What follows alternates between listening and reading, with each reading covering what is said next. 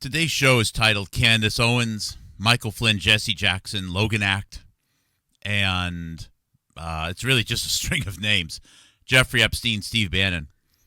I don't know why, but I have pushed it out of my head that Michael Flynn, General Flynn if you prefer, has been a key person in the online media, social media space, and a collaborator, best way to think about it, of Stephen Bannon, Stephen K. Bannon, Steve Bannon, of Breitbart. Basically, Andrew Breitbart died and Steve Bannon took it over. But Michael Flynn is a name that, because I was somewhat non-political, I never really heard of it until the end of the year 2016. And you may recall Michael Flynn being involved in all of that Russiagate stuff after the, I think it was generally understood to be an unexpected electoral victory of Donald Trump at the end of 2016 to become president in 2017. And Michael Flynn has been involved in a string of things, and there's been a lot of controversies around him, and I knew something wasn't right, but I just kind of pushed it out. And for whatever reason, someone reminded me lately, and I won't give away an identity, but hardly a secret, albeit.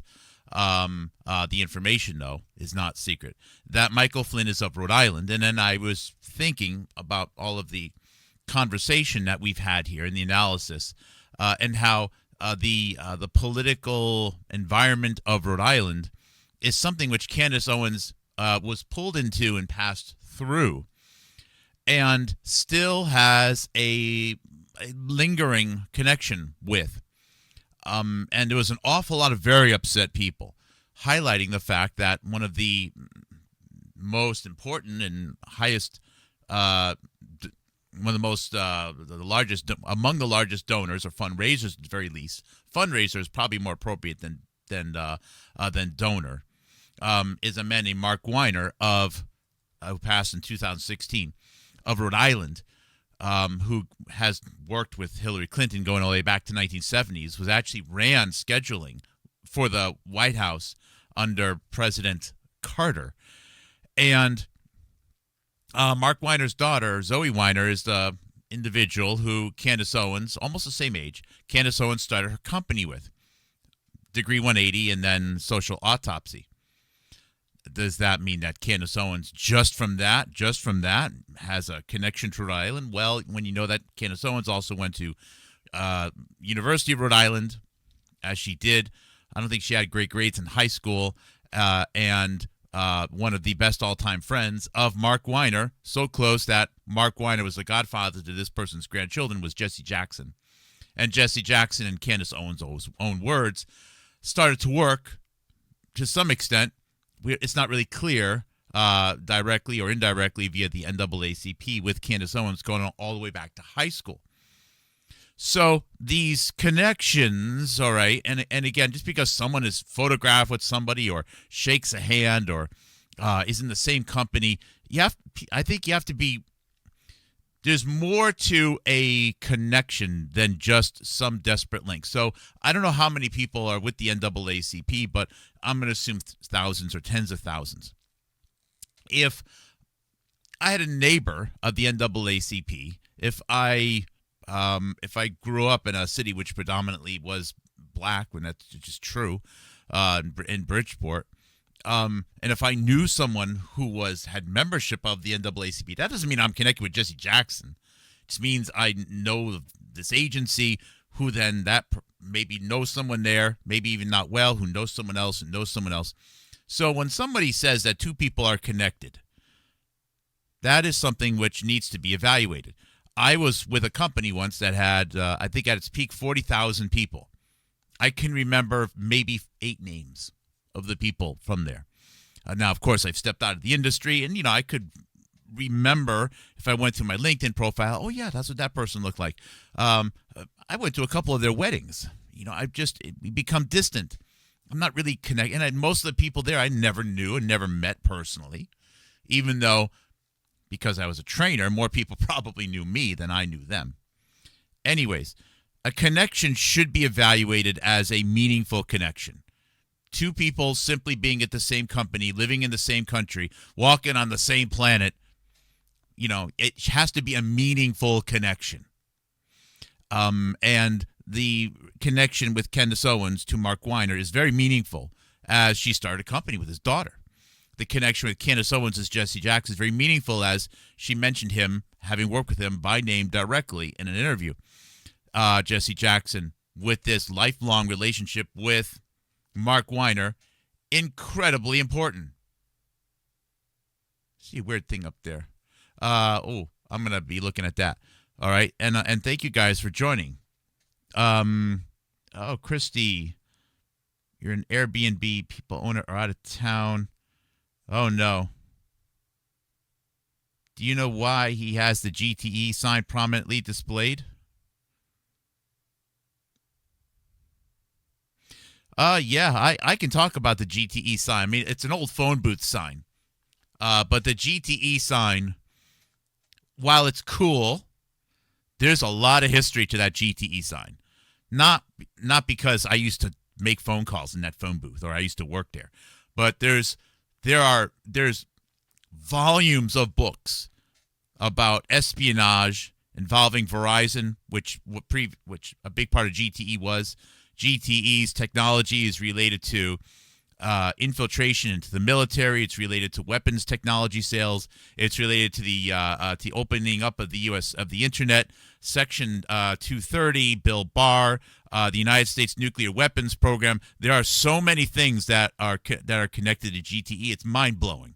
So that sign is just one of the coolest props. I think I got it for like $80 or $120. I don't remember. It was one of the first things I bought. And initially when I bought it, I think it was part of my research. But anyways, it's good to have you here, Carrie. So, and thank you guys for joining and again trusting me on this journey here.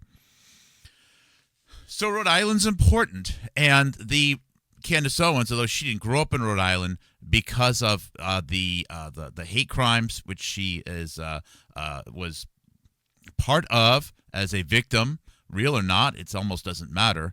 In the context of what we're talking about here, what matters is who got involved to assist and to investigate. And those connections are going to be lingering forever. And someone reminded me that General Flynn is a Rhode Island guy. I don't think he still lives there, but General Flynn, and then you realize the rest of the Weiner network, Ira Magaziner, who I've been talking a lot about lately, long time associate of the Clintons and the Clinton Health Initiative, coming up recently in the Jeffrey Epstein documents as a passenger on the plane. I view the Epstein stuff very differently, as you already know. In 2002 with the Clintons and a few other Hollywood actors and comedians. So there's a lot to it. And, even the funeral of when Mark Weiner passed, the main eulogy was given by Bill Clinton. So the beautiful young woman that Candace starts a company with, when her dad died, the eulogy was given by Bill Clinton. The beautiful young woman that Candace Owens starts a company with, that woman spent so much time with Hillary Clinton growing up that she was almost a niece. This beautiful young woman that Candace Owens starts a company with, her dad was so close with Jesse Jackson that when Jesse Jackson went to Cuba in the 1980s as part of a hostage arrangement, that person's dad, Mark Weiner, went to Cuba with Jesse Jackson as part of the negotiations. Yes, Vilma's right. Magaziner's son is Seth Magaziner. And I know not many people know the name, but if you were to watch CNN or C-SPAN, you will see Seth Magaziner lighting it up right now against the DHS secretary and several other people. He's rabidly anti-Trump, which is his right. What's fascinating, though, is nobody in the, whatever you want to call it, and again, I think most people are on the same page with so many things. Yeah, it's almost silly that we're so relentlessly divided. But anyways, if you consider yourself rightish or independent or watching the InfoWars type stuff, you'll never hear the name. The person doesn't even exist. It's just Alexandria Ocasio-Cortez. That's it. You'll never hear the name Magaziner, even though he was one of the most important people historically. He ran the Clinton Health Initiative, Clinton Foundation, for like 20-something years. He worked with Hillary Clinton directly as part of most of the policy, which they were churning through during the Clinton administration to come up with a new national health care program. Anyways, this is Era Magaziner, and his son went on to also get into political power and is currently in the House of Representatives for Rhode Island.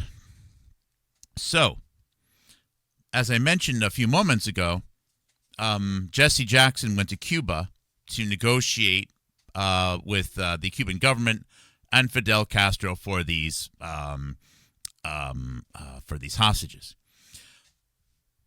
I don't claim to know the first thing about what the hell is going on in Cuba.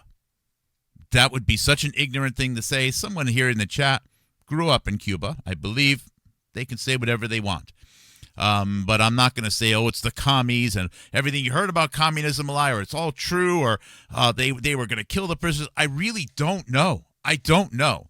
What I do know is what was reported and what the historical record is. The historical record is there were some Americans there. They were hostages. I guess the negotiations weren't going well. Whatever it was or wasn't happening, I don't know.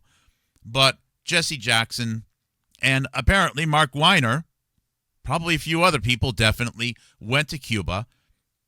They exchanged some words somehow, and then, ta-da, the hostages were released, and it was considered to be a win. Whatever really happened behind the scenes, I don't know. What does matter, though, is I can show you what was documented and what the official record was.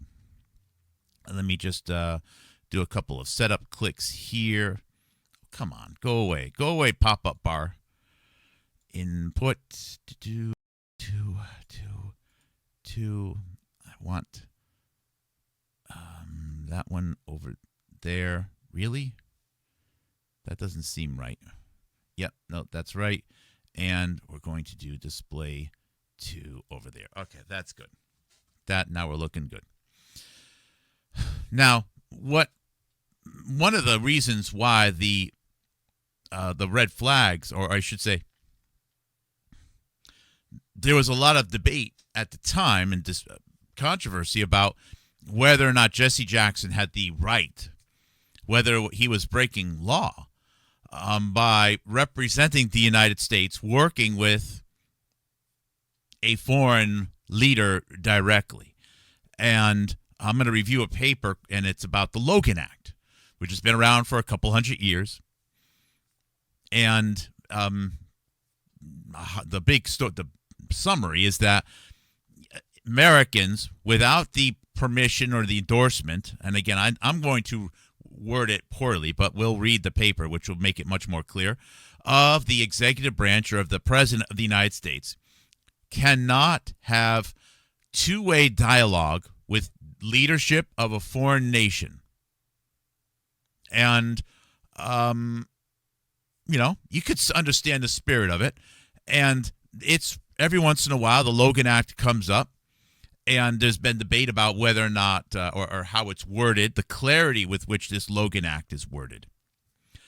And after Jesse Jackson and this situation in the mid-1980s, the next main case of the Logan Act was freaking General Flynn, Michael Flynn of Rhode Island. And it's almost wild that when you look at the last several cases of reviewing and potentially enforcing the Logan Act, you wind up with these two Rhode Island connections.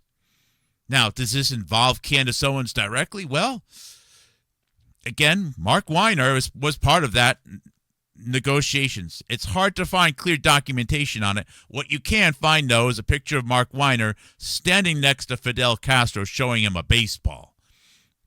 I don't see how one could, unless it was a costume party, I don't see how the father of this beautiful girl, that beautiful woman that Candace Owens starts a company with, wound up next to Fidel Castro, unless he was also on the same trip. That's the only thing I could think of. So Candace Owens is ta-da, there. And that's why I started wording this. Candace Owens, Michael Flynn, Jesse Jackson, Logan Act. There's a photo I'm going to pop up on the screen here. There's two.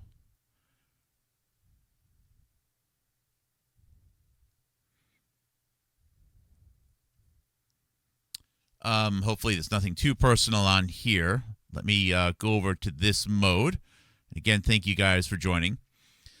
So Candace Owens made a statement that the president of France, because Candace Owens is talking so much about what's between the legs of Brigitte Macron, the wife of the president or prime minister of France, that Candace Owens has said that she's afraid that she is going to be assassinated by the president of France.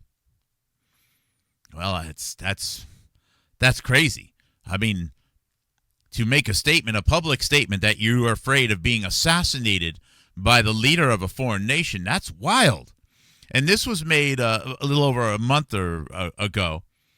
And then the person that publicly says, well, there's a lot of truth to the accusations, was freaking Michael Flynn. So General Flynn is offering his 2 cents, and I believe it was repeated and amplified by Michael Flynn's son.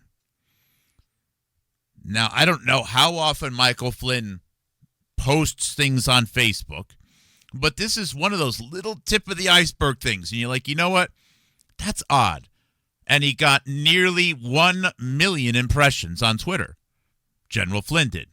General Michael Flynn. So General Flynn he didn't have to say that. But we know that a lot of this stuff is scripted. I believe a decision was made to have Michael Flynn throw kerosene on the fire here. And light this up. And this is the same Flynn that several years ago was part of a Logan Act accusation, which we'll read a paper about. Hopefully my intro doesn't go on too much longer here. Let me open up another document here. This one is thanks to someone who sent this to me. I don't see anything on the screen that gives away the identity. That's good. Image 2. General Flynn with Shannon Kroner. Shannon Kroner is a American woman. She loves to show off her assets. Let's put it that way. She definitely prominently displays her assets. And there she is with General Flynn. Now, a lot of people are in photos with General Flynn. That doesn't mean that they're super connected, but I believe that there's some collusion there, and the next photo is going to back it up. Remember, she is with Pamela, I can't think of her full name, one of the senior people at Children's Health Defense just a few weeks after Brandy Vaughn died. Bernadette Pagier, I think her last name was, doing a podcast together, and somehow were incapable of remembering that Brandy Vaughn just died. I think it was just 2 or 2.5 weeks after Brandy Vaughn died. Murdered. Brandy Vaughn died. So Shannon Kroner pops up at a lot of very unsavory places. Her and her prominently displayed assets. Ugh. All right, let's go to photo 3 here. Let's go to photo 3. I've seen this photo before, but now that we are where we are, this stuff really is starting to fall into place.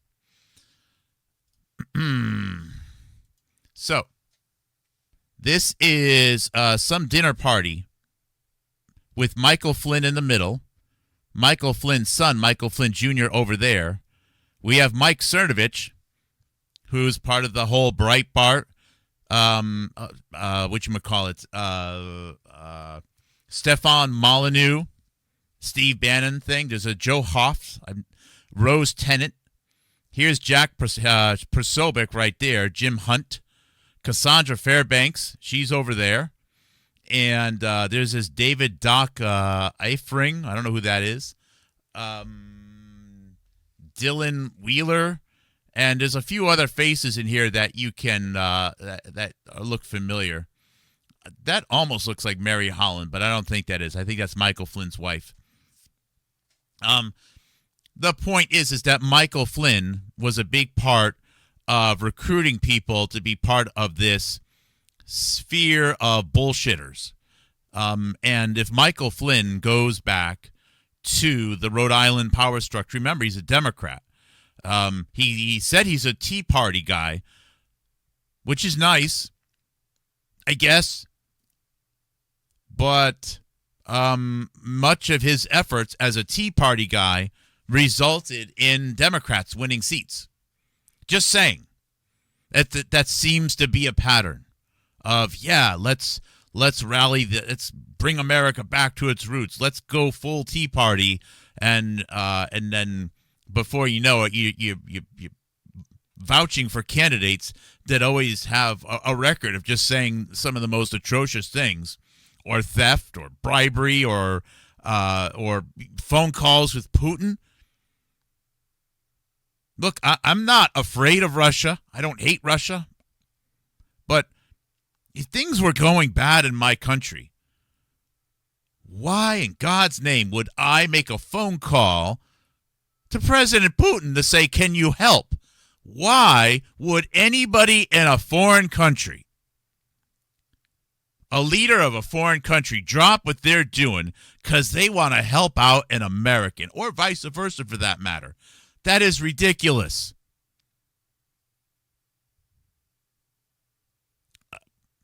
So Flynn's a part of it. The only question right now is, I'm sure, is how much has Flynn worked with, colluded with, at least up until recently, Candace Owens? I mean, we know that Candace Owens was part of the Gamergate story. Milo Yiannopoulos coming into that. Milo Yiannopoulos, of course, was at Breitbart. Michael Flynn and Steve Bannon. If Michael Flynn is with Breitbart, and Michael Flynn and Steve Bannon are very close, also going back to 2015, 2016. Michael Flynn and Steve Bannon are considered to be the top two co-conspirators, just in case you forgot, of January 6th, of that whole insurrection thing, where a lot of angry, good people got pulled in by planted sheep.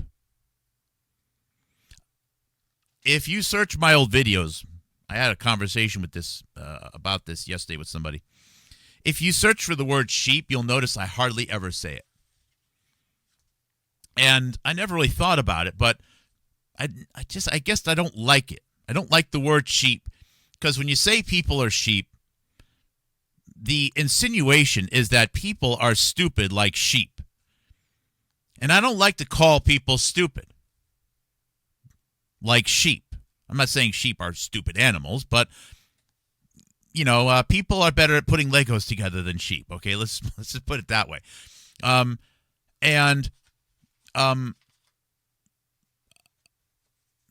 We have instincts that, if we saw suddenly people in our neighborhood getting out of their houses and running somewhere, we would scratch our heads and go, what's going on? And with no other information, we would make a calculated guess that there must be something that we're missing, and maybe even participate. Because that means it could be the wrong thing to do, but we have instincts to look for clues that that there's something that we're missing based upon the behavior of other people. And the phrase following people are sheep suggests people are just stupid.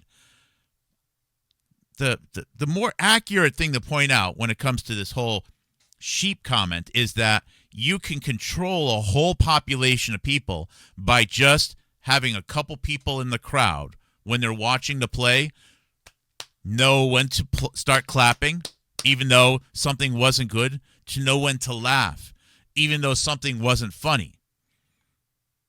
You can influence a large group of people by planting a couple controlled sheep into the crowd and then have them act on cue and influence everybody.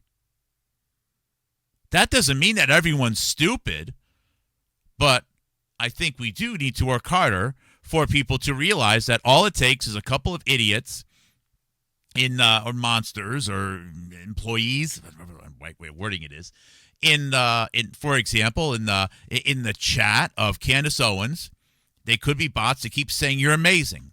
You're so smart. Wow, this is incredible. I can't believe I found you. Thank you for saving me." And you can create a lot of momentum with just a couple of sheep. It doesn't take much. And that doesn't mean other people are stupid. People, of course, you're going to, wow, there must be something I'm missing here. But in this whole world, the digital realm, it's even easier to do that than it is in real life. In real life, you would have to hire people, and you may become familiar with their faces after a while. With all this anonymity that you can get online, you can create movements of the herd with bots and a couple of anonymous accounts.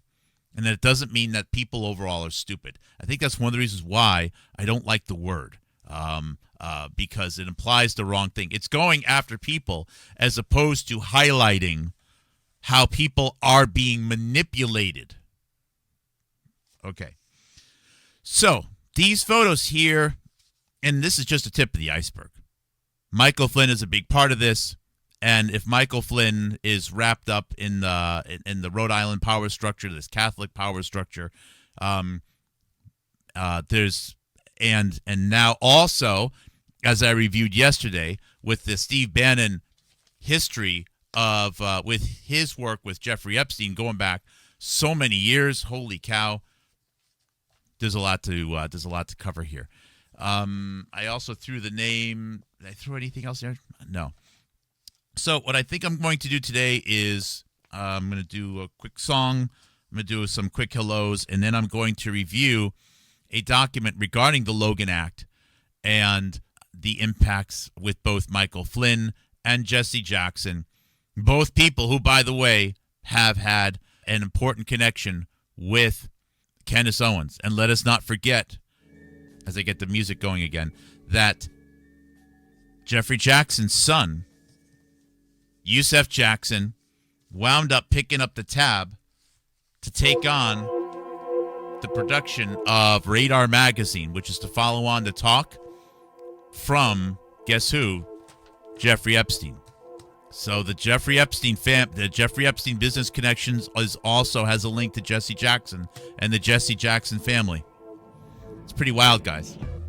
All right, guys, let me catch my breath, get ready, cue up the document. Thank you for being here. Love you much. And we'll get going in a few minutes. Mark Kulak, Houstonic.live, 214, Sunday, December 28th, 2025. I'm a little curious of you in crowded scenes and how serene with friends and fiends. We flew in strollers to illuminated gently. Why don't you close your eyes and reinvent me? You know you got that hot meal stone. You should have let me know. You could have let me know.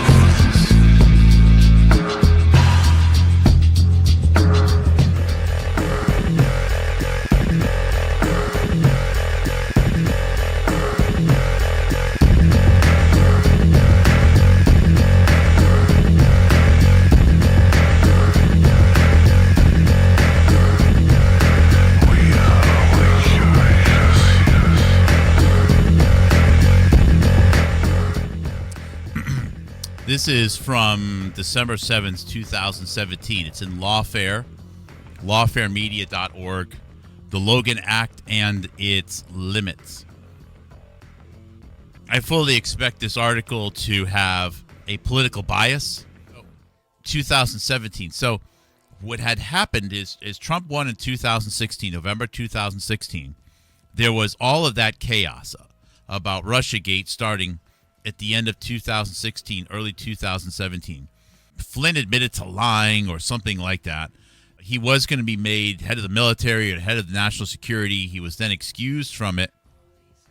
Steve Bannon was the political strategist for Trump during the election and was going to be the chief White House counsel as Trump got sworn in to become president in January, I think it was 21st or 22nd of 2017. The story of Russiagate continued to circulate. To me, my takeaway is it felt like something was planted. It just felt like a silly, unnecessary thing. If an American had directly worked with a foreign leader, what the heck would compel that? And it better be more than, hey, something that was misunderstood. It better be a big deal in order to raise all the flags. Anyways, something was just not right about it. My focus at the time was anything but national security. Again, it was the ever-increasing number of fatal drug overdoses in the United States of America. That was getting me into this. And everyone's talking about, did General Flynn lie? Like, well, I don't know. Can we take a break for a few days and focus on something else? But it was relentless. Anyways, it's really about the Logan Act. And I think this article does a decent job at giving you the general gist of it. And I like the fact that it talks about the Jesse Jackson story. It reviews several cases of the Logan Act being discussed. And it's shocking how many involve Democrats. I'm just throwing it out there.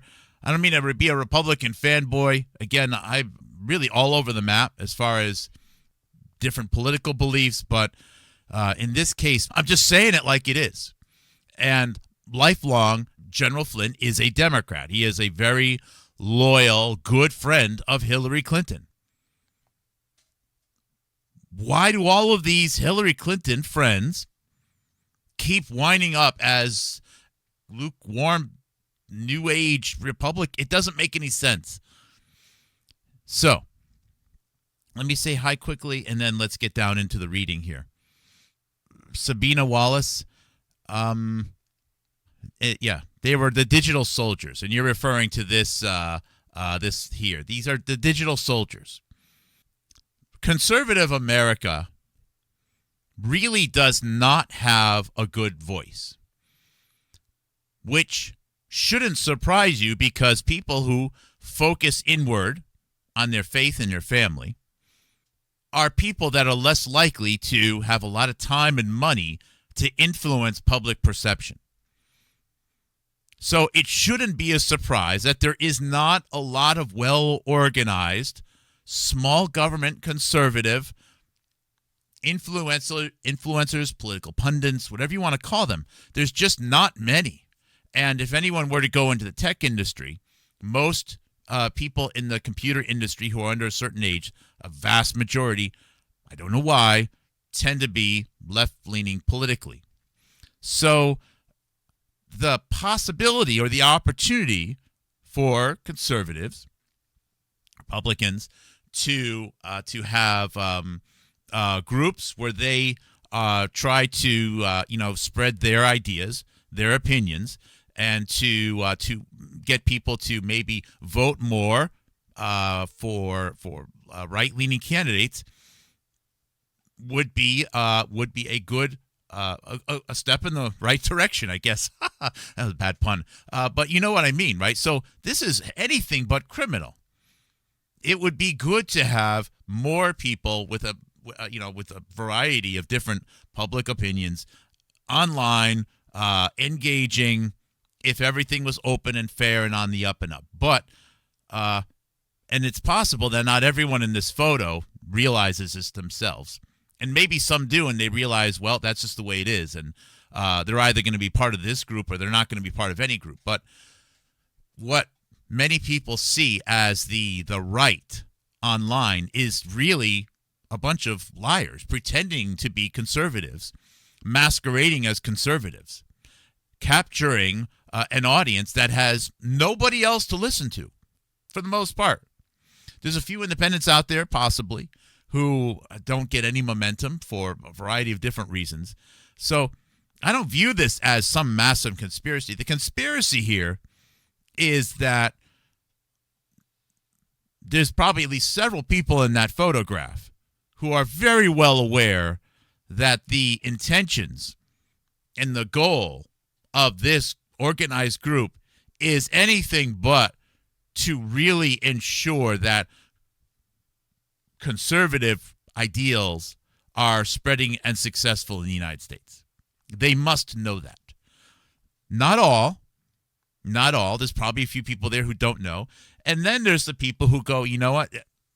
What other choice do I have? And you bite the bullet, I guess. You go with it and you take your chances. I tried that for a while myself. And trust me, it doesn't work. That doesn't work either. So who is General Flynn really? Michael Flynn really? I have a hard time knowing, but I can see who he has associated with, and I can see a pretty consistent series of predictable failures at the worst possible moments. You know, everything seems good. It's like the track and field star. You know, he can run, he can jump, he's got endurance, but for some reason, and it's always at the worst possible moment, you know, when you give him the baton falls, or his shoelace becomes untied. It's always that, you know, it's the kicker. You know, at the end of the game, it's a 25-yard field goal and just misses it. You know, it's just always the worst, littlest mistakes, the worst possible time. And it never works out. It always works out against the team that he pretends to be on, that we are told that he is on. And the level of patriotism that is around this General Flynn. I mean, there's pictures of him out there with flags wrapped around his head, and you know, he's on horses like Pegasus with flags, and you know, Christians, and then Jesus is coming down from the sky and giving him a great big hug, and thank you, General Flynn, for saving my nation. And like, what the hell? Really? What is going on here?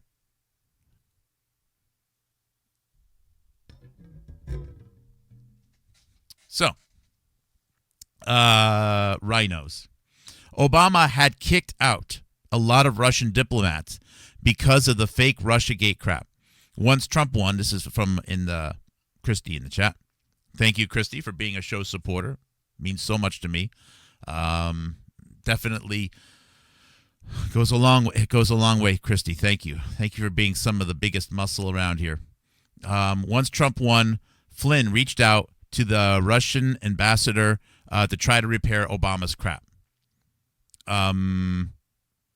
Is that, well, I'm going to say that's an official story. Flynn reached out to the Russian ambassador to repair Obama's crap. Okay, so that's a narrative. What actually happened, and again, behind the scenes, I'm not going to tell you that I know for sure, because I have no idea. I have no idea. But you can oftentimes glean a lot of information by just looking at what's reported and just thinking about it. Just as we've been doing recently, just say what the story is about Jeffrey Epstein and think about it. And the story is hundreds or thousands of people are under full control over Jeffrey Epstein and Mossad because of sexual compromise. Thousands. No one's ever been failed to be compromised. You just start talking about it and thinking about it. You don't even need to disprove it. You go, you know, that's just not possible. It's hard to get people to relax, though. It's hard to, and it hasn't always been easy for me either, to just take a few steps back and just think about it. Just look at how people respond when communicating the crimes of Jeffrey Epstein. As I showed yesterday, a video of this person on Democracy Now! laughing with deep joy at the humor of children being used for sexual operations. Like, where's the humor? I don't get it. Where's the fun? It's either incredibly gross or he just doesn't believe it. So let's read this. So again, 2017. Former National Security Advisor Michael Flynn's guilty plea in federal court last week. Again, this is December 7th, 2017. Has awoken interest in the long dormant Logan Act. We argued in a New York Times op-ed on Monday that members of the Trump transition team, including Flynn, ran afoul of that statute in December of 2016 when they urged Russia to veto a United Nations Security Council resolution condemning Israeli settlements in East Jerusalem and the West Bank. Wow.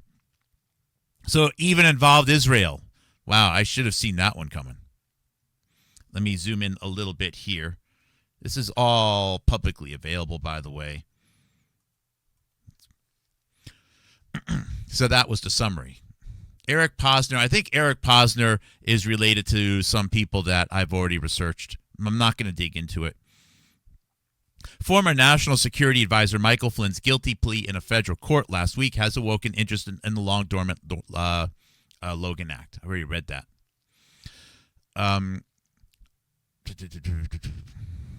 Several others have raised the prospect of Logan Act liability as well. President Trump's defenders have responded that the Logan Act is overly broad to the point of being unconstitutional. Other scholars and commentators have expressed varying degrees of sympathy for this position. Yet, as the Supreme Court has said, quote, it has long been our practice before striking a federal statute as impermissibly vague to consider whether the prescription is amenable to limiting construction, unquote. Here, we consider whether the Logan Act can be limited so as to address legitimate concerns about its breadth. Full disclosure, I don't know if this is a conflict, but I was really frustrated at all of the noise that this got. And at the time, if I made statements or supported Trump, it wasn't because of an educated position that a crime did or did not happen. And it really wasn't because of being a fanboy. I didn't vote for Trump the first time. My frustration was that was this really the top of the list? That was my frustration then, and it's still kind of my frustration. Is it the top of the list? Are people going to die today because we are going to focus on this instead of other simple things? And as it turns out, they decided to ignore those, and they still continue to ignore those. So does that mean a conflict of interest? Am I a Trumpy supporter because I thought that this was getting too much attention? Well, I can't stop people from saying that. But in my defense, it wasn't because I investigated this and had some strong opinion on it. It was simply because, crime or not, can you at least spend a day talking about the risk of lethal street drugs? One day, really? Oh, no, you can't? Okay. Well, then I think that tells me a whole lot more than I ever even wanted to know. So I just wanted to put that out there. Continuing on. Based on the text of the Logan Act, its legislative history, and the executive branch's interpretation of the statute in the past, we believe that the Logan Act is indeed susceptible to a narrow construction.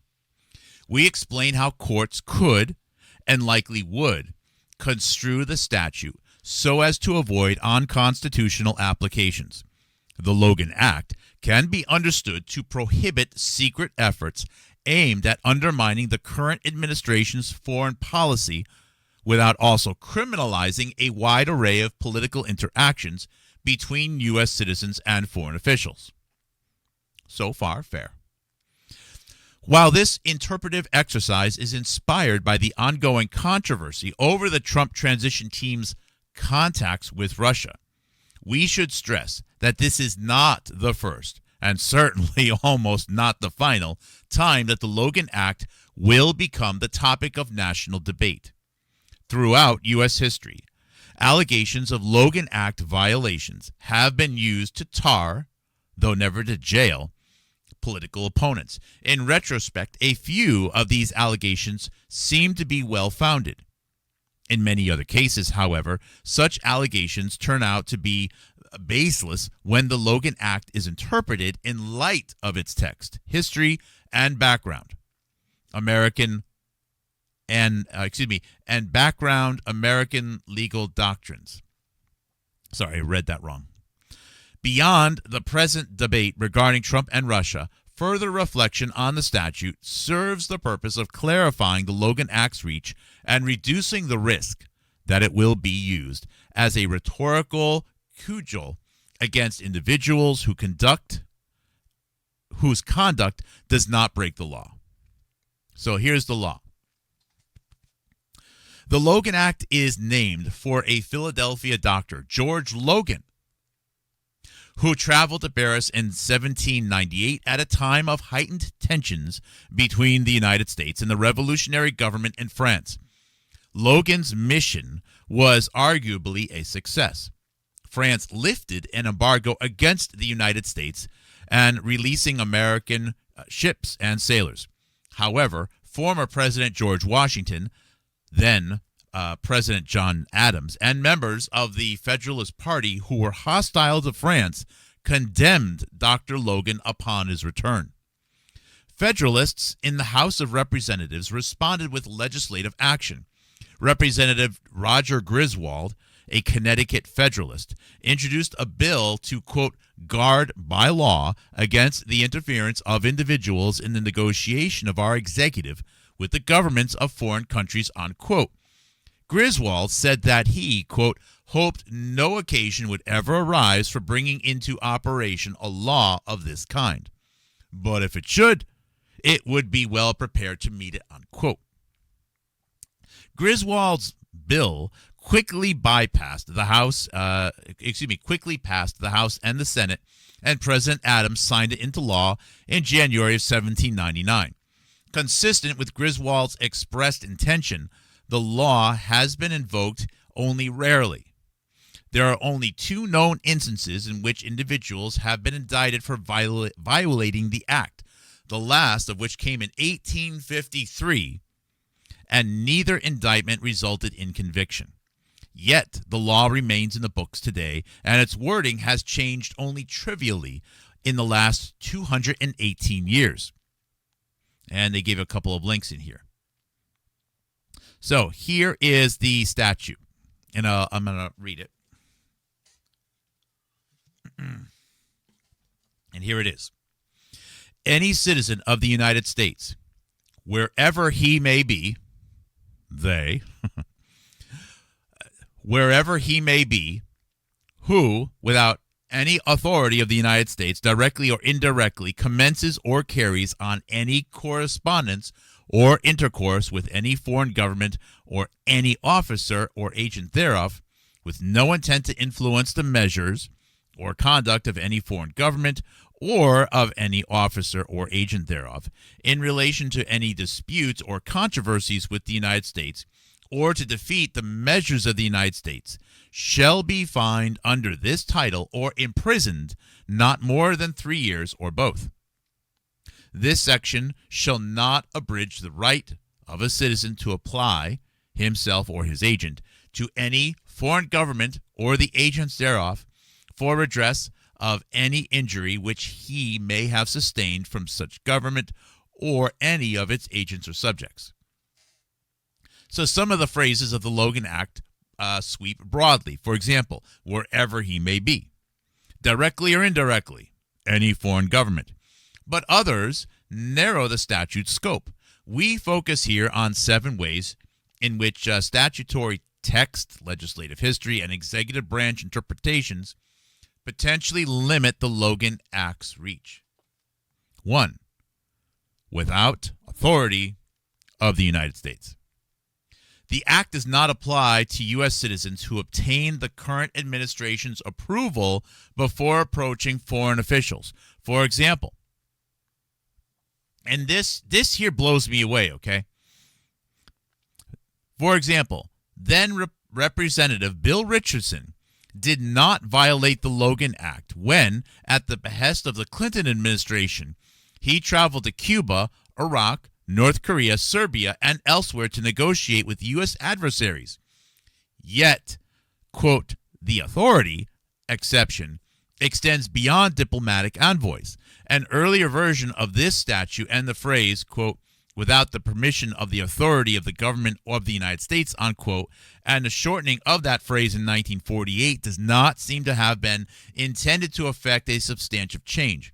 Interpreting the word authority to include legal permission is thus consistent with the statute's history, as well as one long-standing usage of the term. Narrator's note here. It's curious because the first example that they give Bill Richardson was financially backed by Jeffrey Epstein. Now, please, I'm not saying that Jeffrey Epstein is just the man behind violating the Logan Act all the time, but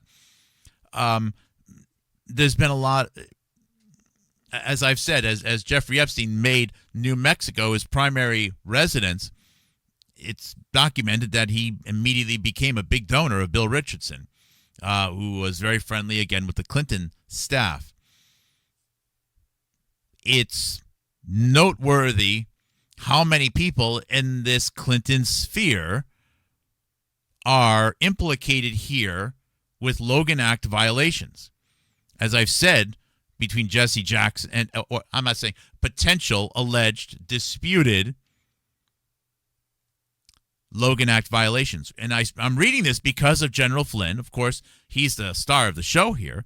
But then Jesse Jackson going to Cuba with Mark Weiner, the father of the woman that Candace Owens starts a company with, and then Bill Richardson, who Jeffrey Epstein supported.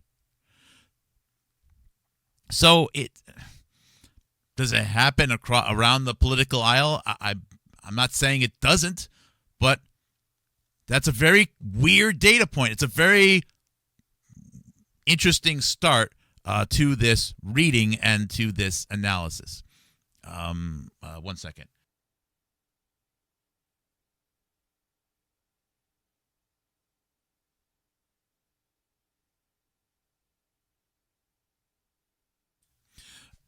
The next paragraph reads, the executive branch on more than one occasion appears to have endorsed the idea that the term authority encompasses more than just diplomatic missions undertaken at the administration's urging. In 1961, former First Lady Eleanor Roosevelt, well, there we are again, back to the March of Dimes, right? Labor leader Walter Reuther and others were accused of violating the Logan Act when they spearheaded an effort to secure the release of prisoners held by Cuba following the failed Bay of Pigs invasion. The Justice Department dismissed those allegations on various grounds, including that the citizens acted with the knowledge of tacit assent of President John F. Kennedy's administration. And again in 1975, when Senators George McGovern and John Sparkman, McGovern, I believe, was supported by, well, here we go back to the Clintons, right? Were accused of violating the Logan Act by initiating contact with Cuba's communist regime. The State Department, under President Gerald Ford, defended their actions on similar grounds. The Assistant Secretary of State for Congressional Relations at the time, Robert McCloskey, said that, quote, the executive branch, although it did not in any way encourage the senators to go to Cuba, was fully informed of the nature and purpose of their visit and had validated their passports for travel to that country, unquote. These two episodes suggest that when the current U.S. government implicitly or explicitly acquiesces to contacts between citizens and foreign states, those contacts do not violate the Logan Act, provided that the current U.S. government is apprised of their nature and purpose. I'll skip the next one here. just to preserve my vocal cords a little bit. Number 2, correspondence or intercourse. The Logan Act appears to cover only two-way communications, correspondence or exchange of letters, and intercourse or dealings between individuals. One-sided communication, even if directed at a foreign power, would seem to fall outside the statute's scope. Conceitedly, the first Logan Act indictment of a Kentucky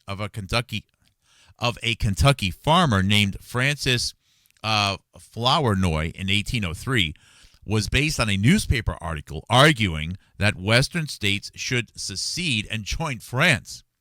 But as noted, the indictment was dropped. Limiting the statute to two-way communications addresses some of the instances in which Logan Act allegations have arisen.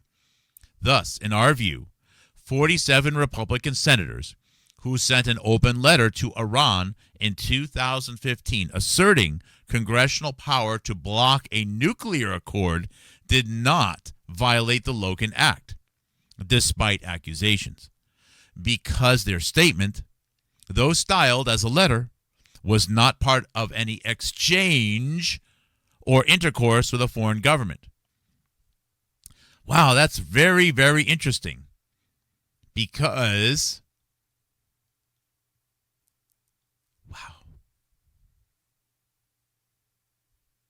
Lisa Murkowski, Flake. You know what? Because I'll bet you, if they're talking to Iran, I'll bet you Richard Verma, who I've spoken about extensively lately, would have been connected. I'll bet you this is related to the Iran and or the Indian nuclear deal. Actually, the Indian nuclear deal was Harry Reid, 2013, but that's quite interesting. Okay, continuing on. The distinction between one-way and two-way communications can be justified on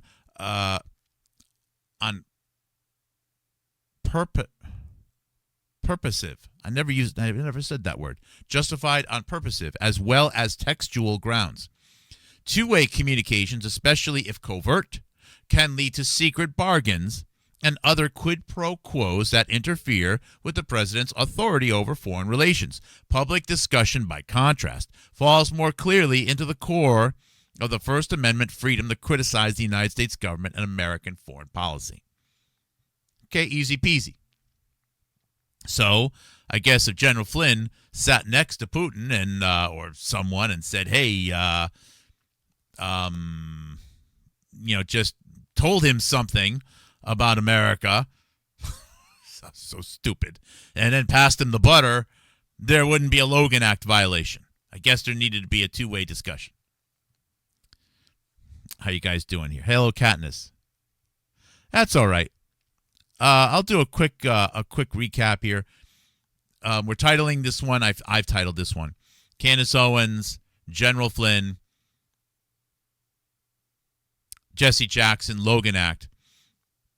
I've been reminded that General Flynn of Rhode Island might have something to do with the star of the day, which is, of course, Candace Owens. And sure enough, I think that it's right. Of course, Candace Owens, with the rest of the Rhode Island political machine and other connections to Rhode Island, a big part of her storyline, her timeline goes through there. And then someone reminded me that General Flynn was of Rhode Island. And then I started to do compound searches of Flynn and Candace Owens, and sure enough, General Flynn here is endorsing the idea as an ex-U.S. diplomat. Even this has a Logan Act color to it publicly, and it's got 1 million impressions on X or Twitter, that Candace Owens might be within her right to fear that the government of France is going to come to the United States and assassinate her. So General Flynn and his family have been meddling. How far back do they go with Candace Owens? Well, we know that in, 2021, the whole J6 thing was said to be led by General Flynn and Steve Bannon, We know that General Flynn was of Breitbart, Steve Bannon, Breitbart, and then General Flynn of the, of whatever you want to call it, the Digital Army.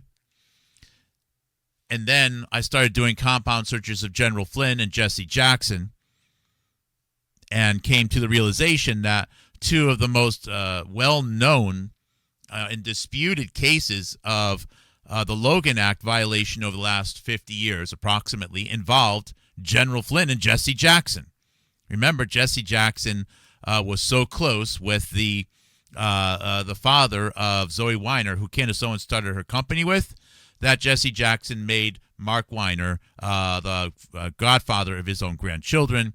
And when Jesse Jackson went to Cuba to negotiate for prisoner releases in 1984, working directly with Fidel Castro, that's probably where the photo is of Mark Weiner showing off a signed baseball to Fidel Castro, which would mean that Candace Owens started a company with someone whose father was part of direct negotiations with Fidel Castro in 1984.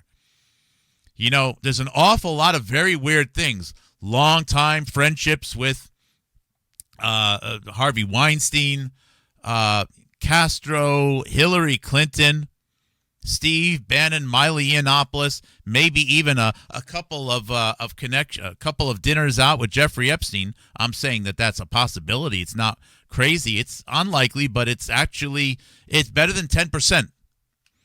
That's an awful lot of things for the conservative flavor of the day, Candace Owens. In fact, I think Candace Owens is better understood as an actress.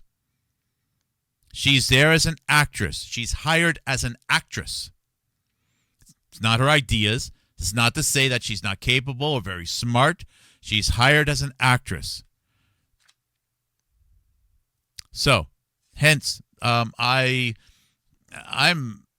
had a very poor awareness of what the Logan Act was before today, so I started reading into it, and I just found it quite interesting. So now that I think we can get a better idea of how there's so many people in the Candace Owens ecosystem here that have these Logan Act violations, now's a good time to learn about the Logan Act. I'm not driven to smear Candace Owens. I'm using Candace Owens, knowing she is an actress, as an opportunity to learn about the bigger system. What I'm doing here is very different than the way other channels are tackling it. There are millions of people who lie every day about all kinds of things. The problem with America isn't the fact that there's someone named Candace Owens who lies sometimes. There's half the country is lying about something or other every day. I don't mean politically. I just mean people lie. This isn't about that. This is about using knowledge of Candace Owens, knowing she's an actress, paid to say certain things and promote certain views, to learn about the bigger machine. And in fact, the longer Candace Owens stays around, the more progress we can make. In some ways, I lose. If Candace Owens is told that her contract isn't going to be renewed, she can step down, someone else will do the Candace Owens show, I'm going to have to start all over again, because Candace Owens is a freaking gold mine, because the metadata is out there and no one else has done this. I can't believe how much I've learned about Jeffrey Epstein through Candace Owens. Knowing about the Kanye West and the Kardashians, knowing about the Armenian genocide, and of course Armenian genocide recognition in general, is a big part of David Hamburg's story. David Hamburg is the father of the FDA director under Obama. I've been wondering if David Hamburg committed any Logan Act violations. Probably not, because David Hamburg was tasked by both Bush and then Clinton to directly work with Gorbachev and Yeltsin regarding nuclear disarmament of Russia. Therefore, it would have been approved. So when Lederberg went to the Soviet Union to work with Gorbachev or Yeltsin regarding their biological weapons programs, he wasn't committing a Logan Act violation. He was there at the behest of Bush or the Clintons, Bush 1 or 2. Now this stuff makes sense. This is happening. We're using Candace Owens to learn. Candace, however long Candace Owens' career lasts or doesn't last, is really not my goal here. And I look at other channels, just Candace Owens is lying. I'm like, oh, lordy. She's an actress. She's paid to lie.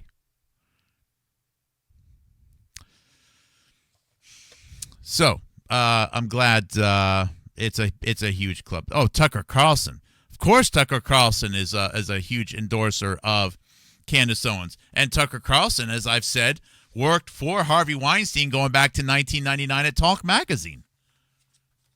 Harvey Weinstein, only person who landed a Harvey Weinstein interview in the last 8 years was Candace Owens. Harvey Weinstein and Steve Bannon were working on Miramax deals, funding coming from Goldman Sachs in 2005. And when you consider the fact that Disney and via Miramax and Harvey Weinstein was the money behind Michael Moore and Fahrenheit 9/11, that means that in 2004, Harvey Weinstein controls one side of the 9/11 narrative, and Steve Bannon controls the other side of the 9/11 narrative with the movie Faces of Evil that came out only a few months later. So Steve Bannon should not be viewed as the political polar opposite of Harvey Weinstein. Anything but. They are totally in collusion here. Totally in collusion and maintaining and supporting this narrative. And again, since we're highlighting the magazines, and I have my Talk magazine here, but after Talk magazine closed up shop and became Radar magazine, I mentioned this yesterday. This is for you, Katniss. Radar magazine did 2 issues, test run issues in 2003. And then they needed to find more money. So the people that funded Radar magazine in 2004 were Jeffrey Epstein. Jeffrey Epstein picked up the tab for the magazine that was renamed and started off as Talk from Harvey Weinstein. And then after 3 more issues, the next big investor that came in was Yusef Jackson, son of Jesse Jackson, which highlights another radical conflict of interest, and that is that Radar magazine at one point was heavily owned by Jeffrey Epstein, and Radar magazine was used as a source in 2008 issue as a source regarding BCCI and Iran-Contra and CIA, and that was reported in Whitney Webb's own books as a source regarding Jeffrey Epstein. And Jeffrey Epstein. So a Jeffrey Epstein-funded magazine was used as a source about why Jeffrey Epstein's a bad guy. And Whitney Webb failed to acknowledge that Jeffrey Epstein was an owner and investor of that magazine, Radar, which is now Radar Online. They've closed up shop. All of this because of Candace Owens. I'm not interested in tearing down Candace Owens. That's not my goal here. And I'm hearing a lot of other podcasters and influencers who really aren't doing any research at all, definitely doing no archival, saying that people are just tearing down Candace and this other bullshit. I'm sorry, I just cursed there. About you have to talk with Candace Owens, otherwise you shouldn't say anything. Look, if people wanted to make shows, if people wanted to influence people by making YouTube videos, they have already made statements that have impacted other people without their permission. Candace Owens has already gotten hundreds of thousands of people, as not because this was her idea, but this is what she was hired to do, to think that the world will be saved when we realize what type of genitalia is between the legs of President Macron, of France's wife, instead of getting visibility on the fatal drug overdose epidemic. One of the reasons why people have died is because they have been failed by social media to hear about the most important things. And Candace Owens didn't clear that with me, nor did anybody else. So why should I have to, go to Candace Owens and beg and plead in order to get a little bit of daylight? Her job has already publicly influenced the United States and, by extension, the lives of people, including the lives of people in my own family who are no longer with us. So I don't buy this. Sorry, I don't buy this. If someone has succeeded in communicating things in an order of priority, which is reasonably accurate and appropriate, well, that's good. I guess then they have a point. But the job of these other influencers and podcasters, whatever they are, is exactly to make sure people's priorities are not tackled, acknowledged in any order of priority. So they've already effed with everybody. Sorry, that's already happened. You're not getting off the hook. So I'm not backing down from that one. And I don't accept that as some reasonable counter. They've already spoken first. They've already spoken first loudly, and were paid to do so, and had a lot of money to boost their signal. So whatever. Sorry. Anyways, let's get back to reading here. And I'm glad I did the check-in, and thank you for the question. Hopefully that gets you generally up to speed. So I'm reading from a 2017 document here about the Logan Act, which mentions both the case of General Flynn. Of course, this is going to be a left-leaning document. It's inspired by the acts or the accusations against General Flynn from the end of 2016. And it talks about how loose the law is and makes mention of Jesse Jackson's, situation from 2017. Foreign government or officer thereof. The breadth of the Logan Act depends in part on the definition of foreign government or, let me restart. The breadth of the Logan Act depends in part on the definition of, quote, foreign government or officer or agent thereof, unquote. Some guidance can be gleaned from the Justice Department's interpretation of similar language in the Foreign Agents Registry Act. Interesting, because I think we were actually encouraged. I remember actually having conversations with people saying that one of the ways that you can maybe boost your income is to register as a foreign agent and maybe call people in China or something. Yeah, I'm sure that would have worked out good for me. Like there's people in China that just want to help.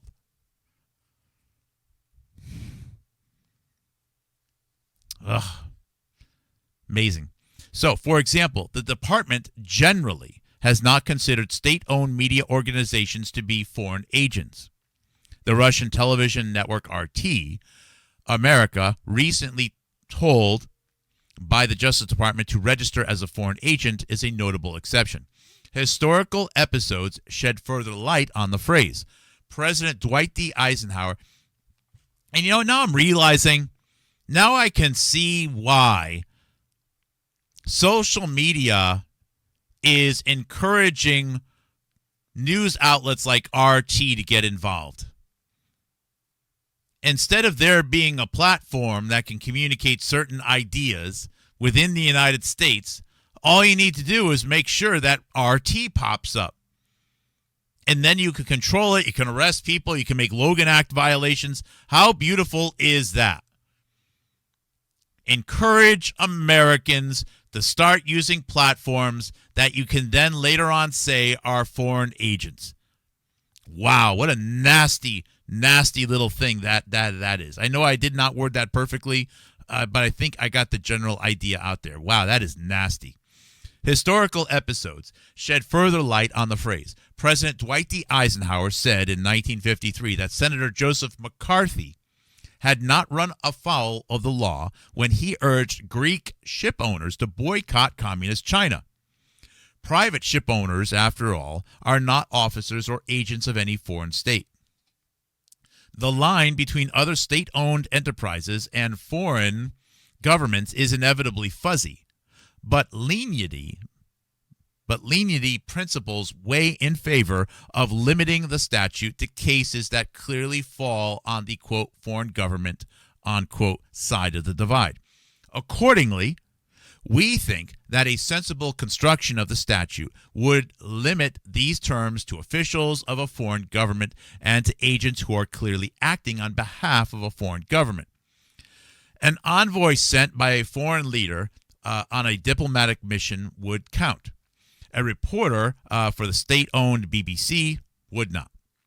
Number 4, intent to influence or defeat. To convict a defendant under the Logan Act, a prosecutor would need to prove beyond a reasonable doubt that the defendant intended for his communications with a foreign government to influence that government's policy or thwart the United States' objectives. Representative Robert Harper, a Federalist from South Carolina and a supporter of the Logan Act, shed some light on this intent requirement during the House debate over the bill. I'll read this. Quote, were I in France after this bill should be passed, and okay, I guess this was an old review of it. Again, just to preserve the vocal cords, I'm going to move forward a little bit here. Indeed, not only, quote, an accidental conversation, unquote, but an intentional one would fall outside the statute's scope unless the United States citizens' intent was to affect a foreign government's policy in a concrete way. Thus, former basketball star Dennis Rodman most likely did not violate the statute when he traveled to North Korea and met with that country's leader in an effort to promote peace and love. He could be convicted only upon a showing that he intended to influence specific North Korean actions or to defeat specific U.S. objectives, nor could a person be convicted for airing her views to foreign officials without a reasonable expectation that she could affect policy in a concrete and immediate fashion. Thus, Jane Fonda's controversial visit to Hanoi, Vietnam, in 1972 would not have violated the Logan Act if her intention was to influence American public opinion or the American government rather than the North Vietnamese regime. Charles Warren, while serving as Assistant Attorney General under President Woodrow Wilson, sought to further clarify the statute's intent requirement in a 1915 memorandum on the Logan Act scope. A defendant meets the intent requirement according to Warren only if, quote, the natural and probable result of commencing or carrying on correspondence or intercourse in question would be the influencing of a foreign government, unquote, or, quote, the defeat of the measures of the United States, unquote. In most cases, it is improbable that a foreign government will be influenced by a communication from a private U.S. citizen acting on his own. I think most people would agree with that. The citizen has nothing to offer to a foreign government that has resolved to cooperate with the United States or has found itself in a dispute with this country. This is likely one reason why the Logan Act has so rarely been enforced. There are, to be sure, several important exceptions, such as billionaire and prominent religious figures. Ta-da! That could apply to Trump, but let's read on. For example, Ross Perot would seem to have,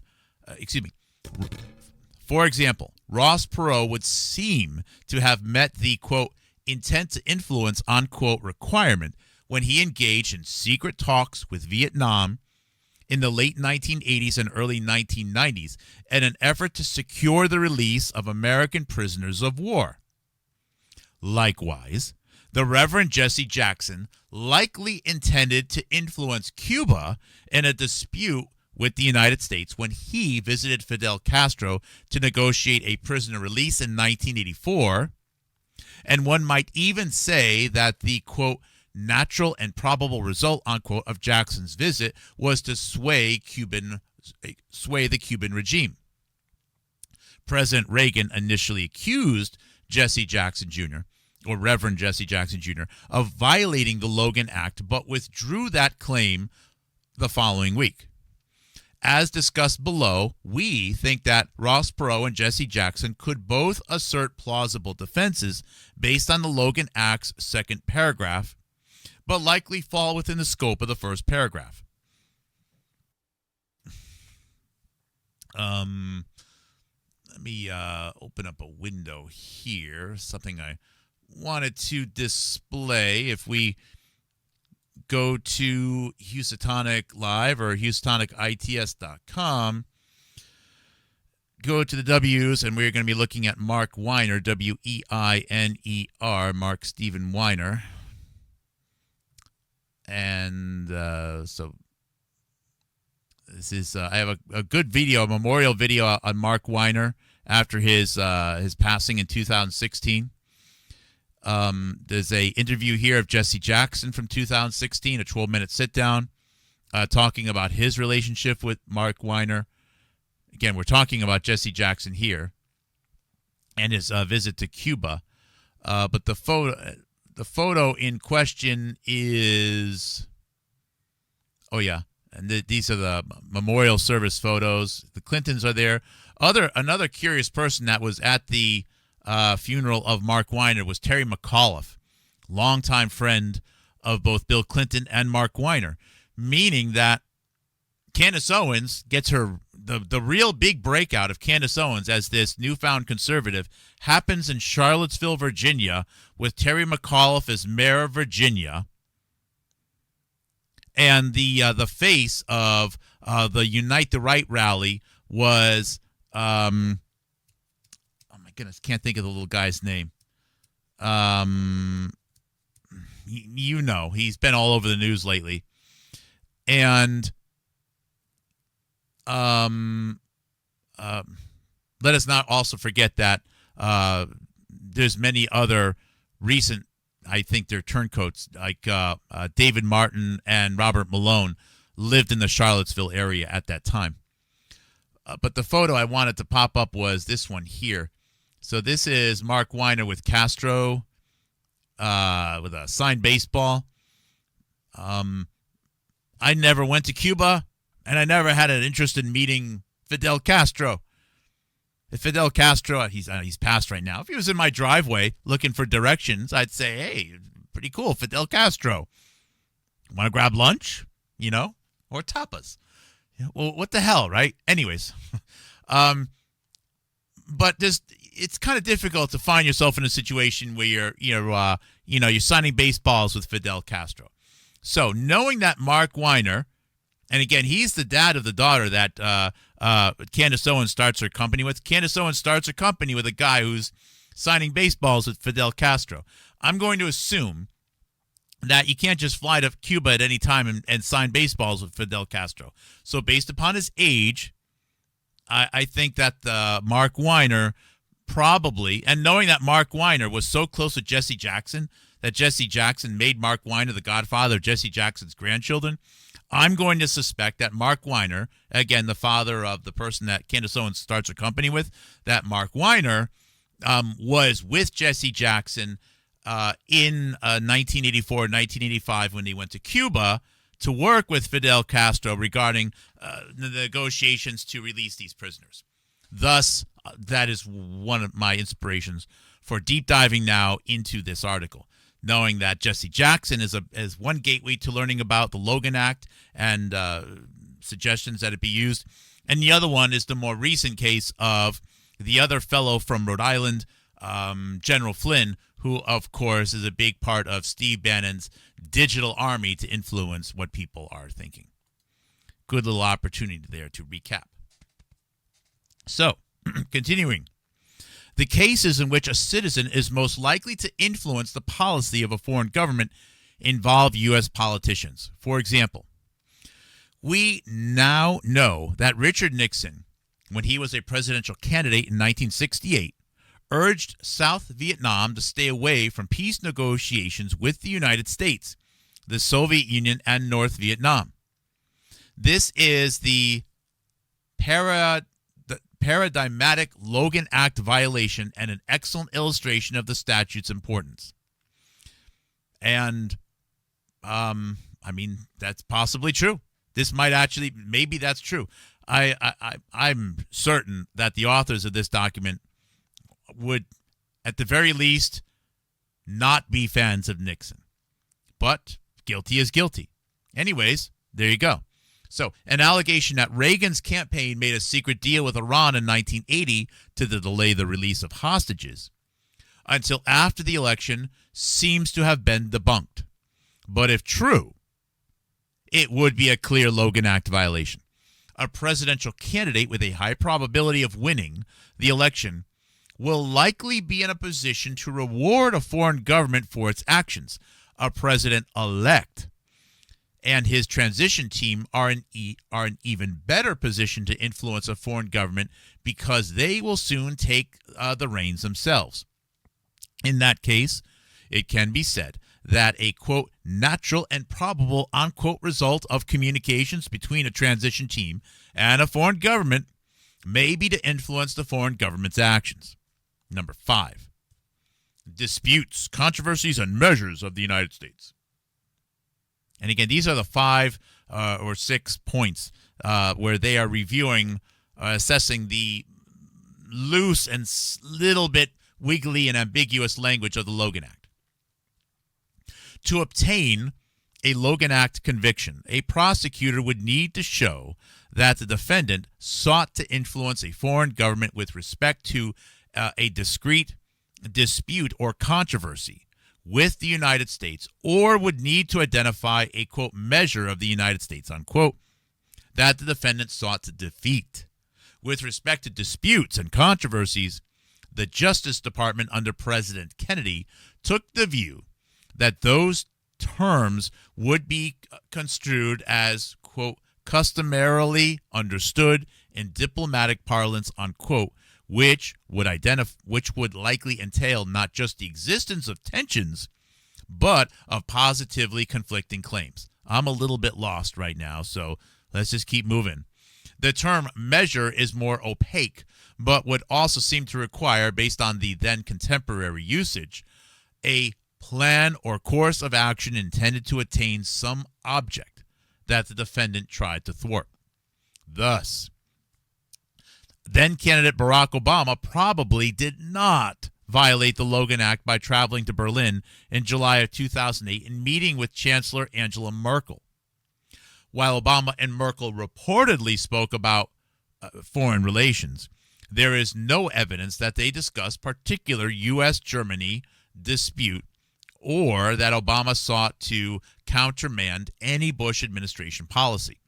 Obama also would not have violated the Logan Act if, oh, wow. I did not expect this. Wow. Obama would also not have violated the Logan Act if, in his meeting with French President Emmanuel Macron earlier this month, this is 2017, he advised Macron about relations between France and other European countries in which the United States was uninvolved. You know why that's just so crazy? Not to mention that Flynn and I think Obama have a good relation. Where is that photo here? But that it's Flynn who is speaking out here, tweeting and whatnot. Just a few weeks ago, that Candace Owens, there's probably a lot of truth to the fact that the government of France is going to assassinate her. By the way, you can ignore the Yvonne Mulch. I don't know who that is. I just opened up Facebook and found the General Flynn comment. I think the Evan Mulch, I don't know who that is, and again, it's just a coincidence that they're on a screenshot there. The point is that Candace Owens said that she's going to be assassinated. She's afraid of being assassinated by the president of France because Candace Owens is saying that the president of France is married to someone who has different genitalia than what they say. Well, really? What's next? The president of France is going to say they're going to assassinate everyone that says that their wife is unattractive or something? I mean, when does it end? People are going to lob insults at other people. It happens. Really? I mean, it's the whole thing is so absurd, but I'm not saying that there's a Logan violation act here, but just knowing that Flynn is chiming in, it involves France, and then you got the old Obama himself as part of a Logan Act violation accusation, or at the very least assessment here, involving France. Really, this is wild. And it all goes back to using Candace Owens as an opportunity to learn a lot more. I'm not motivated to dispel, debunk, smear, whatever Candace Owens. I mean, whatever happens is going to happen there. But with the visibility on her and having learned how these connections are, and I'm very certain that U.S. diplomatic relations right here, there's a really big component of it I keep saying India, but India is tied into something even bigger than India. Some UN thing, some pan-national global thing, okay? I'm using Candace Owens for that purpose.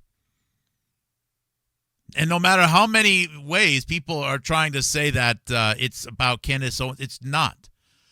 Like Robert Malone gave us an opportunity to see how the Human Genome Project is connected to so many things that were critical in U.S. history over the last 30 years, including the push for genetic vaccines, including 9/11, including whatever was going on in Shanksville, including Jesse Gelsinger, the Human Genome Project, EpiVax. There are so many things that we've been able to learn because of Robert Malone. Not because Robert Malone is a unique, one-of-a-kind person and these things only happen, but because of Robert Malone's connections and his career path and trajectory. People don't seem to understand. I'm very disappointed and mad at a lot of things that he's done and a lot of the lies he said, but I'm not in control of him coming and going. I'm using his visibility and his path to learn about other things.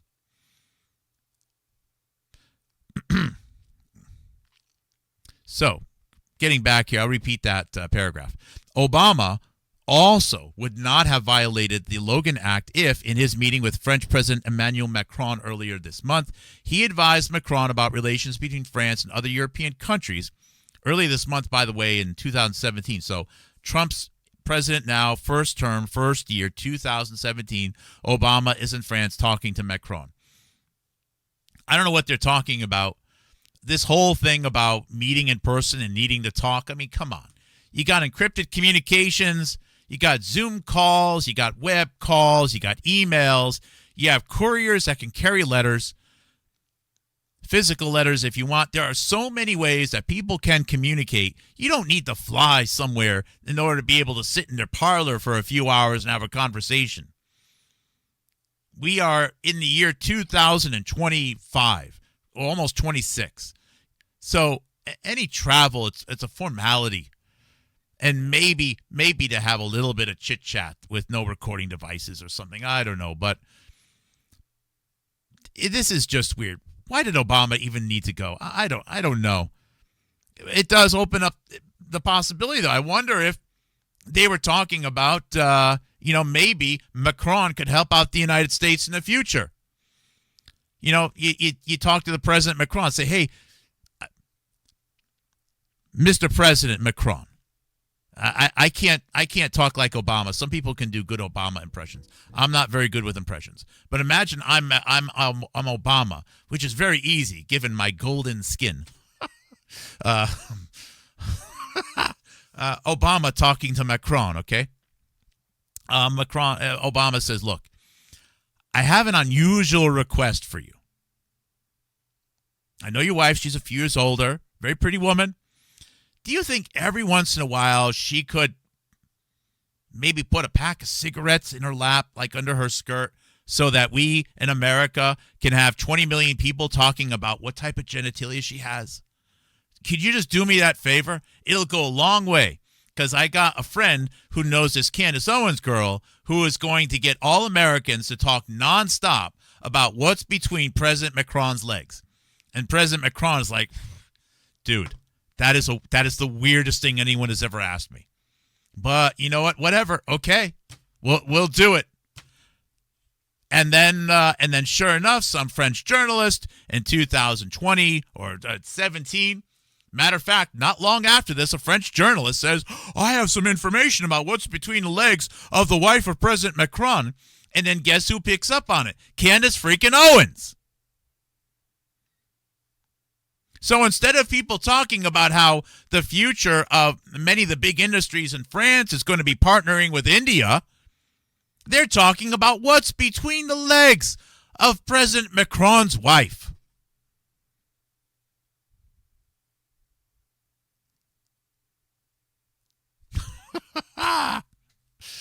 That's how it works, folks. That's how it works. We could be talking about how the population pyramid of India means that they're going to win for a little while anyways, until they have their own population problems. We could be talking about how Airbus is looking to move factories and R&D. We could be talking about all of the military trade with India and Israel, India and France, but instead we are talking about what's between the legs of President Macron's wife.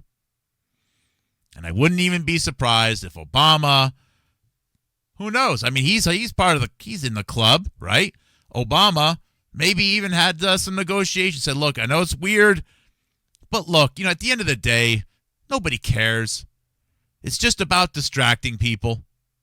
In fact, this is a good one. Okay, Candace Owens in the future is going to say that you're going to want to kill her.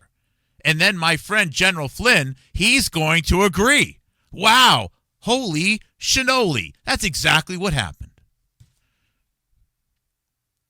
See, now you're thinking. Now we're cooking with kerosene, folks. That is how it works. Who cares? You could be the most beautiful person in the world. Eventually someone's going to call you old and wrinkly and sad and it's stupid. The whole thing is stupid.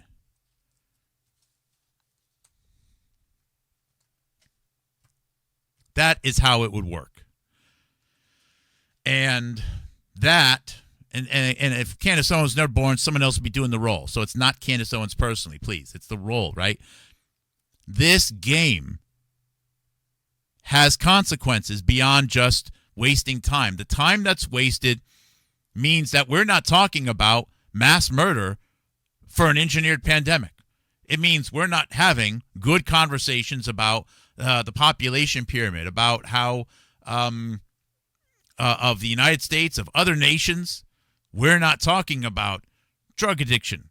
We're not talking about problems with mental health. We're not having above-board conversations about what the promises are and are not of all of this medical innovation and investment. Because millions of people really believe that the fate of the United States and the world and freedom is going to be hinges because not because they're stupid, but because they are looking around at the clues and they see other people moving in the herd because they in turn have been manipulated by other people. That's why don't you like the word sheep? All right. So, There are, to be sure, circumstances in which an ex-president's contacts with foreign officials might violate the Logan Act. Former President Jimmy Carter, that's right. Jimmy Carter, remember, who handled the White House scheduling? Mark Weiner handled the scheduling for the Carter administration. It's documented in the New York Times, in the Wall Street Journal, and hundreds of U.S. newspapers. Scheduling, day-to-day scheduling for the Carter administration was handled by a 25-year-old Mark Weiner, who is shown here in the mid-1980s signing a baseball with Fidel Castro. That's right. The father of the person that Candace Owens starts her company with handled, not only here is signing baseballs with Fidel Castro in the 80s on a Logan Act potential violation trip to Cuba, but in 1976, because of his friendship with Hillary Clinton, he was only 24 or 25 years old at the time, was handling all the scheduling for the Carter administration.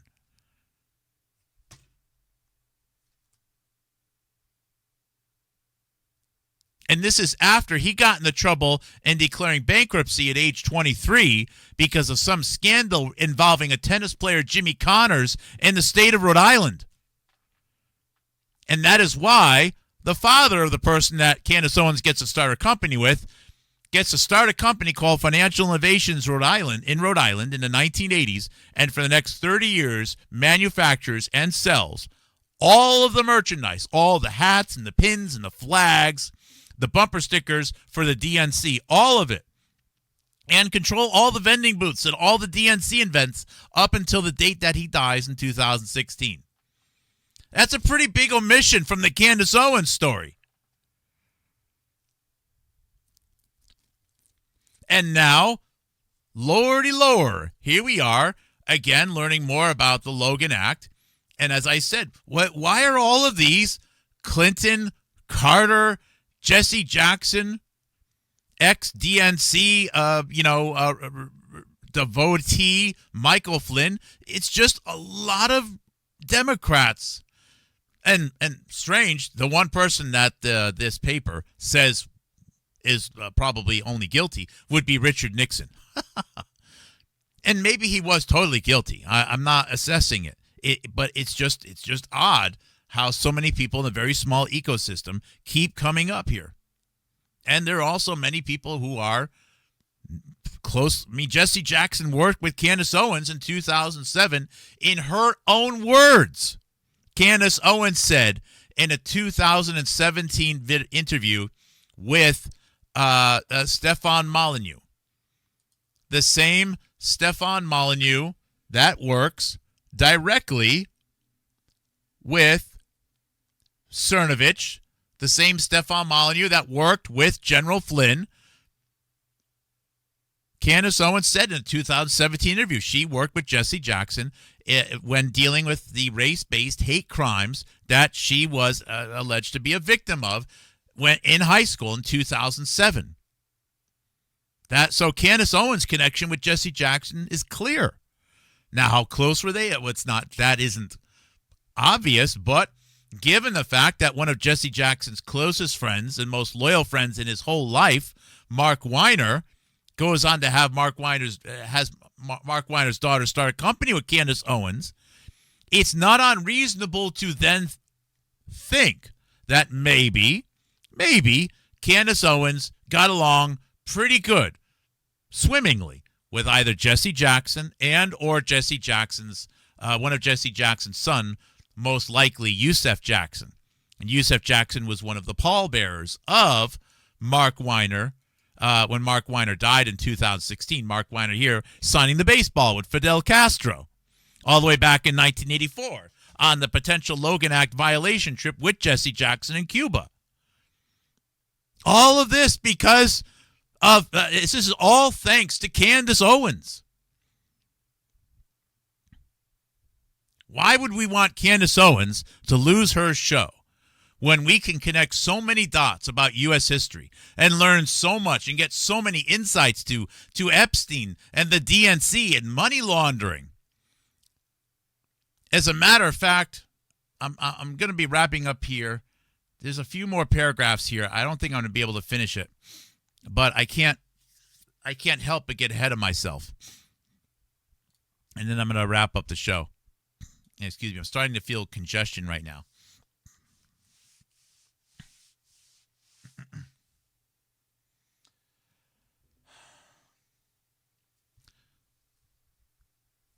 Yes or not, and I only look in the chat here, and has anyone here heard of Cray Computer Systems? C-R-A-Y, Cray Computer Systems. Cray Computer Systems started business at least, 50-something years ago? And their headquarters is in Chippewa Falls, Wisconsin, which, by the way, is the same little town where Jonathan Cooey grew up.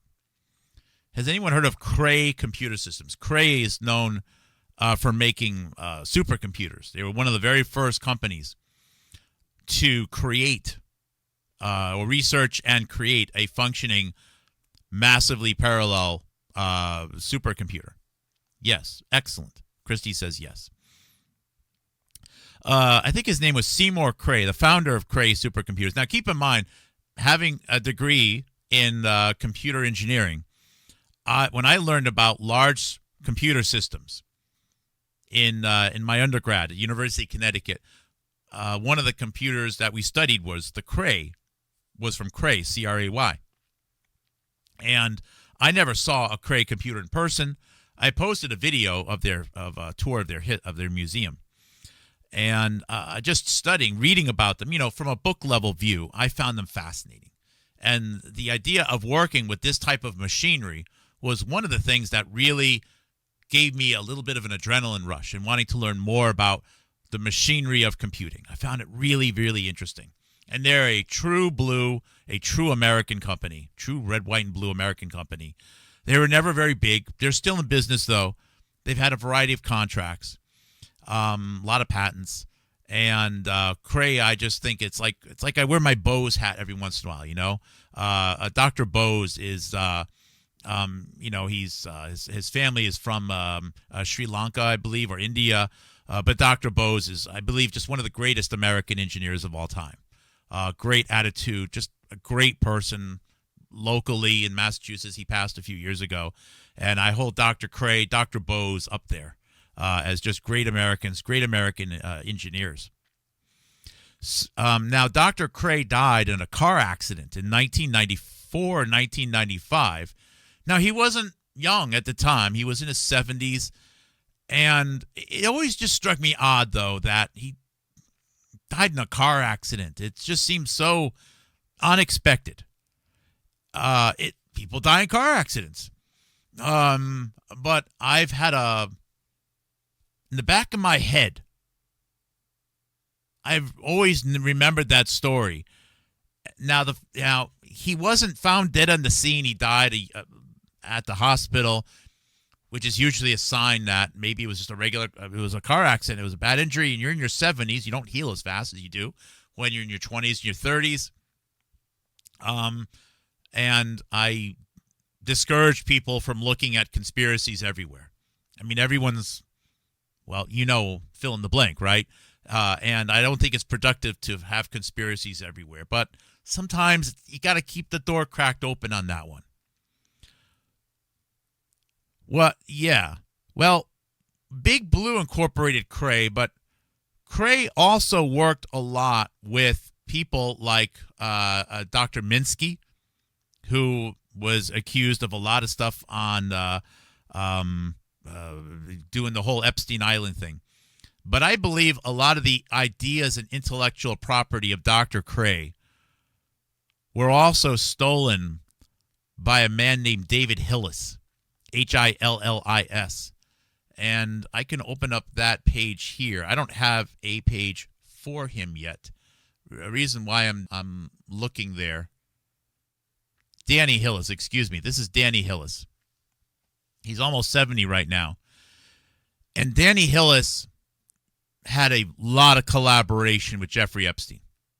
What's finally starting to happen is that I've created, and this is a well-educated hypothesis to start to work on, that the DNC machine was reaching its limits of how much money it could get simply from money laundering through unions and casinos. That they were thinking that they could, because it was known that national security was going to be biotechnology, bioterrorism, computing, etc., that they would have someone like a Jeffrey Epstein create funds which would steer money into the industries where they knew that were going to grow based upon national security. And they could work with the bigger, the wealthier people who were Democrats, and then steer bigger donations into the Democrat Party. And I think that was one of the roles of Jeffrey Epstein. And I think it was well known that bigger and bigger computers, supercomputers, genetics, databases, the internet, this was the area of growth. I'm finding it, this is the other part of the Candace Owens story right now. Candace Owens, because knowing how odd it was that she received the report from these individuals involved in Armenian genocide recognition, has allowed us to learn about how those money laundering operations worked in Nevada, and also how maybe the nature of this was changing. And Jeffrey Epstein represents that change, which started sometime in the mid-1990s, right around the time that Cray died in a car accident. Is he even mentioned in here? No. See, that's sad. Cray isn't even mentioned in here. I think if you go to the webpage of Minsky, wow, holy cannoli. You know, that's amazing. You actually go to those pages, and if you search for the word Cray, it doesn't show up. Yeah, here's Seymour Cray. He died in a car accident in 1996. Wow. You know, it's odd. He died in a car accident right around the time that this book, Germs, was being written. That was the primary author was Judith Miller, whose dad was known as Mr. Entertainment, signed Elvis Presley for the big name casinos owned by Kirk out in Nevada. Those seem like a lot of weird data points I just kind of threw out there, and I need to have a part two where I finish the last part of this Lawfare article. But it's sort of a little bit of an icing on the cake for this Sunday. How much progress we are making here at this real history. And I'm very proud of this. I'm thankful for some of the leads that many of you have sent. I'm purposefully hard to reach. And, text messages or email, P.O. Box 505, Southborough, Massachusetts. I'll do another show tomorrow to finish this thing up. But I'm very proud of the progress that we're making here. It's not really about tearing the people down. It's about finding the right people with the right timelines to help pull a lot of pieces together. And if someone were to ask you about the shows here, I would ask that you highlight the fact that this is not about Candace Owens bad. This is about trying to understand a much, much, much bigger timeline, and using certain points of reference, of deep dive reference, to yield a lot of this information and make a lot of this analysis possible. I think the last thing that I will highlight is you can like and subscribe. I'm not going to turn into someone that's reminding people to like and subscribe. I purposefully post my videos on several different platforms: Rumble, BitChute, Odyssey, after they're cleaned up. And I'm most proud that we have our very own PeerTube instance. You can go to HousaTube, HOUSATUBE. and find that PeerTube instance so you can watch there. No ads or anything. You don't have to pay for it. It's all free. You can download it. I have 2,100 subscribers on YouTube. With the amount of content that I have, that is, without question, the most ratioed output on the entire internet. Without question. I've noticed a new channel, Patriot Housewife. She did a video yesterday. It was her 140th video. She was still talking about just buying her microphone. Her 140th video. Her first video was 3 months ago after the Charlie Kirk assassination. She is already at 14,000 subscribers. There's another channel about fact something or other. Never did a video up until 3 months ago. Started doing videos about Candace Owens being bad, and that person is already up to 38,000 subscribers. Now, I know that's just YouTube. I don't know if they cross-post. I have 2,000 subscribers on YouTube for having produced basically 2,000 videos, including long and short videos, plus sharing videos. And having the largest freely available archive you can find out there on the internet, given what I do. There is Lift. I watch Lift the Veil every once in a while. He says that he's been ratioed. He has 98,000 subscribers. I have 2,000 subscribers means that I am absolutely, without question and without dispute, the single most censored channel on the entire internet is right here.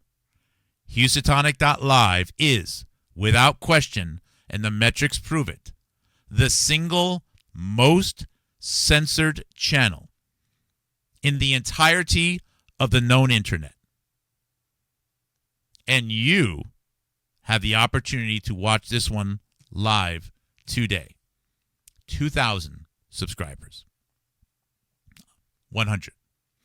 We are on pace to hit 10,000 subscribers by the year 2100. That is remarkable.